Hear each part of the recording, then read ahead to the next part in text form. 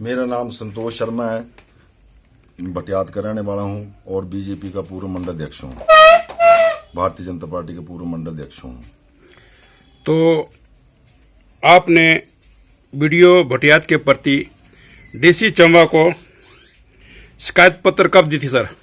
मैंने सर अपने डीसी चंबा को 29/8/2019 को एक शिकायत पत्र दिया था, जिसमें मैंने स्पष्ट तौर पर लिखा था कि खंड विकास अधिकारी भटियात जो है वो अपनी शक्तियों का दुरुपयोग कर रहा है और अनियमितताएं बरत रहा है।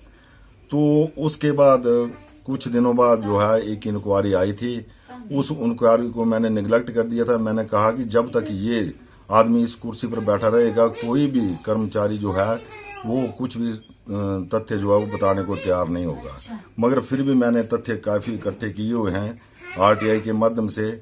तो इस वीडियो के खिलाफ जो है मैंने माननीय मुख्यमंत्री महोदय जी को भी 29/9 को धर्मशाला में एक प्रार्थना पत्र दिया था। उसमें भी मैंने यही आरोप लगाए थे जो डी चंबा को मैंने दिया था, पत्र दिया था। तो अब उसमें मेरे मामले क्या क्या हैं, एक तो ये है कि 8 अगस्त 2019 को दिव्य हिमाचल और पंजाब केसरी के माध्यम से जो है एक कोटेशन ने टेंडर कॉल किया, जबकि वो टेंडर जो है उसका प्रोसेस है 15 दिन या 21 दिन में वो टेंडर जो है उसको टाइम देना पड़ता है। और उसके बाद ये 9 तारीख को इसने टेंडर ओपन कर दिया। करोड़ों रुपए के जो पौधे थे वो खरीदने थे, 9 को किया। और वो कब पौधे आए, कब नहीं पहुंचे, कब पहुंचे, कितने गले थे, कितने सड़े थे, कितना क्या था, वो सारी चीज जो है हमने उसकी छानबीन की। तो काफी मात्रा में पौधे जो थे वो सड़े हुए, गले हुए पाए गए। और वो पौधे जो है फिर इसने 2-3 बार कम से कम और पौधे खरीदे, जिसमें इसने ना तो कोई फॉरेस्ट की एनओसी ली है, जबकि हमारे यहाँ पर डीएफओ डिवीजन डलहौजी है, इसके अंतर्गत काफी नर्सरियां हैं, वहां से पौधे ले लेते। अगर नहीं लेने थे तो क्या इसने विभाग से एनओसी ली? और दूसरा क्वेश्चन ये है कि जहां पर पौधे लगाए गए वो सरकारी जमीन है, और उस जमीन पर पौधे क्यों लगाए, किससे एनओसी ली? और सर तीसरा मेरा आप पंचायत सचिव के बारे में क्या बोलना चाहते हैं? जब पंचायत सचिवों को ये बार बार उनको परेशान करता था कि 15 मिनट में ये रिपोर्ट दो, 15 मिनट में ये दो, खाने खाली रखो, रजिस्टर के कार्रवाई रजिस्टर खाली रखो, वो कुछ पौधों के इसने एडजस्ट करवाने थे। और कुछ जो है इसने 69 मोबाइल जो है एक ही फर्म से खरीदे, जबकि उसके स्क्रीनशॉट मेरे पास पड़े हुए हैं कि उनको सेक्रेटरियों को परेशान किया गया कि आप फलानी जगह मोबाइल लो, आप फलानी जगह उसके बाद सीसीटीवी कैमरे का मामला आ गया। जो सीसीटीवी कैमरा है जो जिसकी कीमत 20-25-30 हजार से ऊपर नहीं है, वो 1,20,20 हजार के लगभग जो है इसने वो कैमरे खरीदे। और वो कैमरा कहाँ पर लगाए गए? वो कैमरा पंचायतों में लगाए गए और वो कैमरे काफी मात्रा में खराब हैं, कोई चलते नहीं है। पर मेरा प्रश्न ये है कि जब वो कैमरा 20-25-30 हजार का मार्केट में मिल जाता था तो उसको क्या जरूरत थी मंडी की फर्म से खरीदने के लिए कि 1,20,000 में सरकार को कितना चूना लगा? और इंटरलॉकिंग टाइल के बारे में क्या कहना चाहते हैं जो इन्होंने कांगड़ा से खरीदा हुआ? इंटरलॉक टाइल के बारे में मैं ये कहना चाहता हूँ, अभी हाल ही में 2-3 दिन पहले मेरे बड़े भाई हमारे भारतीय जनता पार्टी के ही मीडिया प्रभारी जी ने एक प्रश्न उठाया कि इंटरलॉक टाइलों का, उन्होंने उसमें स्पष्ट किया हुआ कि उसका क्या मापदंड है, कैसे लेनी थी, कैसे नहीं लेनी थी।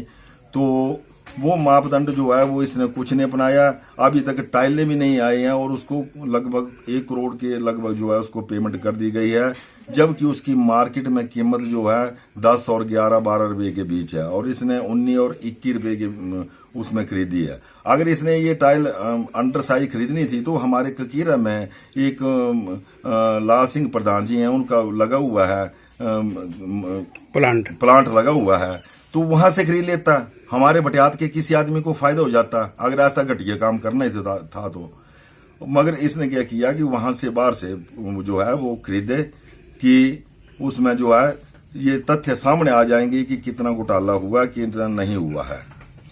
तो उसके बाद जो है कि इसने इंटरलॉक टाइल जो है वो कोई मापदंड के अनुसार जो है वो नहीं ली है, अभी तक आई भी नहीं है। इंटर टाइल कुछ थोड़ी बहुत आई होगी, वो भी हमारे हिसाब से जो है वो फेल टाइल है, और उसको एडवांस पेमेंट, जबकि एडवांस पेमेंट किसी भी विभाग में जो है वो एडवांस पेमेंट नहीं होती ये है। इंटरलॉकिंग टाइल कहाँ लगवाने थे बटियात में? ये पंचायतों में देने थे, जबकि पंचायतों में जो पहले टेंडर हुए थे, जो वेंडर थे, उन्होंने कुछ वेंडरों ने जो है ये आइटम डाली हुई थी कि क्या नाम इंटरलॉक टाइल जो है वो उन्होंने वेंडरों ने देनी थी, मगर इसने सभी को दरकिनार करके जो है वो उनको खारिज करके और अपनी मन मर्जी से जो है वो किया। इसकी शिकायत भी हमने माननीय मुख्यमंत्री जी को कर दी है। और इसके बाद क्या है कि इसके ही विभाग का एक कर्मचारी जुलाई, अगस्त, सितंबर से जो है गायब है। वो 3 और 4 तारीख को आता है, 4 दिन की हाजिरी लगाता है, तनख्वाह लेता है और चला जाता है, जबकि उसके जो 30 दिन के खाने खाली हैं, 26 दिन के खाने खाली हैं, उनका रिकॉर्ड भी मेरे पास मौजूद है कि वो जुलाई में कितने दिन आया, अगस्त में कितने दिन आया, सितंबर में कितने दिन आया, अक्टूबर में कितने दिन आया। और इसकी जो शिकायत है वो मैंने कर दी है एसपी बिलस धर्मशाला जी को। तो अब टीम जो है वो लगभग 15 तारीख को जो है वो गई थी। अब ये जो है अंडर इन्वेस्टिगेशन चला हुआ है।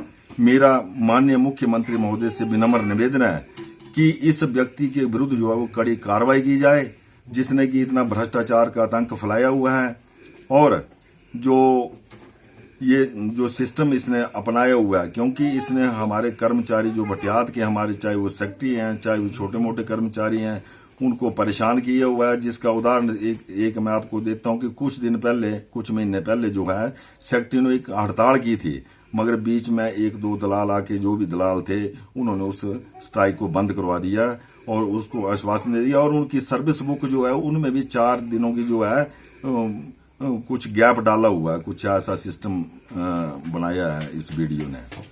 तो मैं ये बोलता हूं कि हमारी बड़ी मुश्किल से सरकार आती है, अगर इस सरकार में ऐसे ऐसे कर्मचारी हों तो हमारा तो भारतीय जनता पार्टी का बड़ा नुकसान करेंगे ये। मैंने माननीय मुख्यमंत्री जी को 3 बार जो है मैं धर्मशाला और शिमला गया कि माननीय मुख्यमंत्री जी, इस व्यक्ति ने बहुत गदर मचाए हुए, इसको जो है शीघ्र शिफ्ट किया जाए। मगर हो सकता है कि बीच में कोई शरारती तत्व ऐसे हो जो इसको बचाने की कोशिश करते हैं। मेरा फिर माननीय मुख्यमंत्री महोदय जी से विनम्र निवेदन है कि इस व्यक्ति को यहां से जब तक ये सीट पर बैठा रहेगा, इसका भ्रष्टाचार जो है वो सामने उजागर नहीं होगा, इसको तुरंत हटाया जाए। क्योंकि जो कर्मचारी 4-5 ब्लॉक में ऐसे कर्मचारी थे जो इसके साथ नहीं बनते थे, इसने कहीं से मिली भक्त जो है उनका तबादला करा दिया। विजिलेंस वाला द्वारा भी इसको दबिश दिया गया इनके उसमें? हाँ जी, विजिलेंस द्वारा भी इनके ऑफिस में दबिश दिया गया कभी? हाँ, दिया गया जी, 15 तारीख को दिया गया जी। तो क्या रिपोर्ट है उनका? अभी उन्होंने 1 हफ्ते का टाइम दिया इनको रिकॉर्ड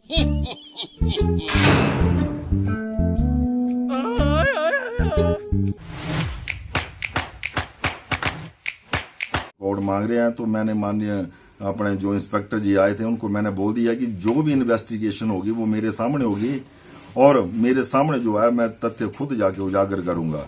एक इसने 50-60 लाख रुपए का एक बैडमिंटन हॉल बनाया, उसका आप देखिए कि उसके कागज ड्राइंगे क्या बोल रही हैं, उसके बिल वोचर क्या बोल रहे हैं, और जो कनिष्ठ अभियंता ने एमबी की गई है वो क्या है, इसका टीएस नंबर क्या है, इसकी जांच जो है मैंने एसपी बिलस जी को बोलकर जो है इसकी जांच जो है मैंने पीडब्ल्यूडी विभाग से करवाने की मांग की है। और मैं फिर भी दूसरी बार फिर माननीय मुख्यमंत्री जी से अनुरोध करता हूं कि इसको शीघ्र ही जो है यहां से शिफ्ट किया जाए, ताकि भटियात का जो है वो बेड़ा गर्क होने से बच सके।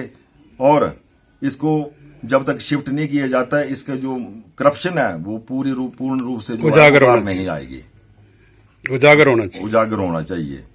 तो अब इसने हमारे कर्मचारी जो भटियात के कर्मचारी हैं उनको इतना परेशान करके इसने ऐसा हाल किया उनका कि आने वाले समय में चाहे हमें भी हो सकता है कि इसकी वजह से जो है हमारे पार्टी को नुकसान हो सकता है।